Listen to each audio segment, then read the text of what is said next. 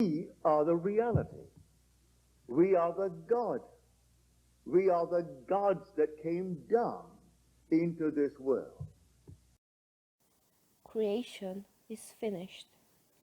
There is nothing out there to attain. Whatever you want, you have it already. You already are the person that you want to be. The whole universe is contained within your consciousness, and that includes all the different realities and possibilities.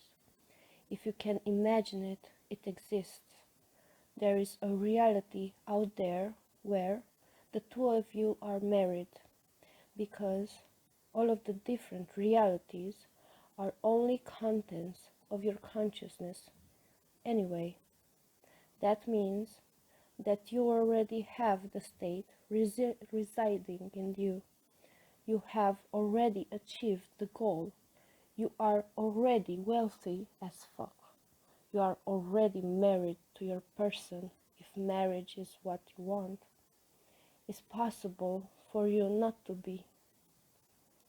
To make your consciousness objectified, you simply need to concentrate on the reality that you would like to appear. How to objectify consciousness, it's really easy to do.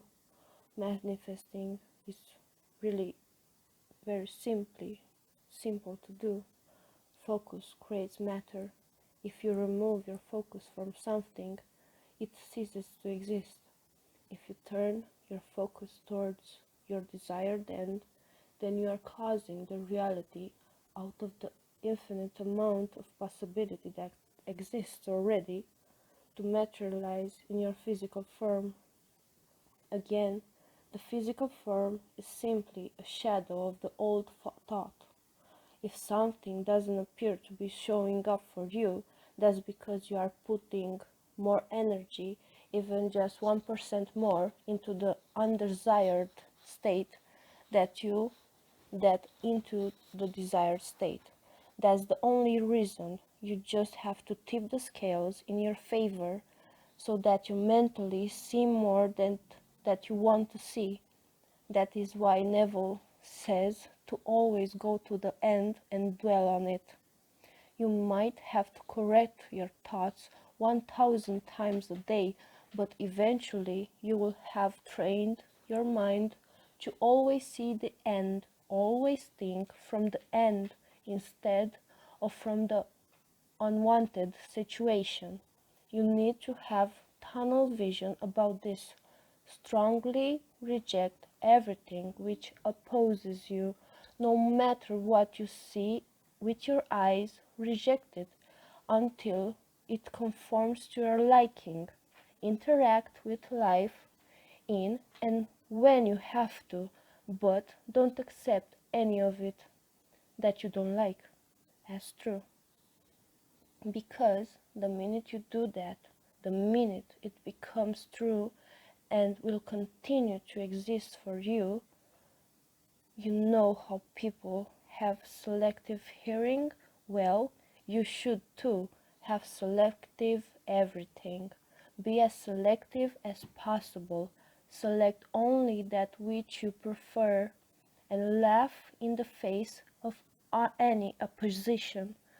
After all, opposition is still only caused by you as just another aspect of your consciousness. There really is no opposition, there's only you. Ultimately, you want to get to a place where you're so good at using your imagination that your first instinct is to turn to your imagination rather than trying to adjust circumstances outside. If you can go to the place automatically as soon as something goes wrong, you're doing perfectly. Remember to stay grounded and not overcomplicate the process. If you simply keep your eyes focused on the end, the majority of the time, you would manifest everything so quickly and so easily. Before I go, I'm gonna leave you with a little analogy. analogy that I came up with. Imagine you have a pair of rose-tinted beer goggles. They are the best glasses in the world. You just put them on and they only allow you to see exactly what you want to see. They correct your natural eyesight too. So if you wear them for long enough, then you will eventually be able to see without the glasses. So wear them all the time or whenever you need them to. You need to. Pretty soon you won't need them anymore. Ha. Remember, don't ever doubt yourself. You are loved more than you could ever possibly understand. You are loved, and you are loved unconditionally. Rest in the assumption that you are already what you want to be, for in that determined assumption, you and your infinite being are merged in creative unity, and with your infinity being, and I mean God, all things are possible. God never fails. We are the reality. We are the God.